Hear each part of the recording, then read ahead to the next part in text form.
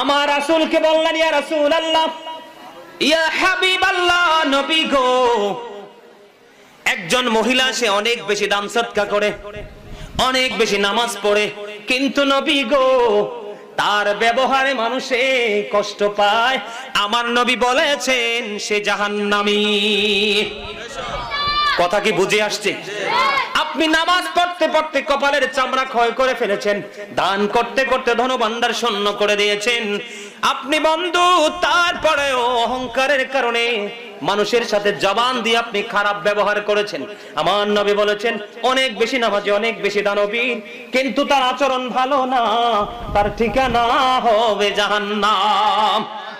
আবার আল্লাহ অহংকারীদেরকে পছন্দ করেন না, ভালোবাসেন না। কাকে? অহংকার মানিটা আপনারা অনেকেই বুঝেন না। আমার দিকে তাকান। অহংকার মানি হলো, ধরেন আপনার ভালো একটা বিল্ডিং আছে, কি আছে?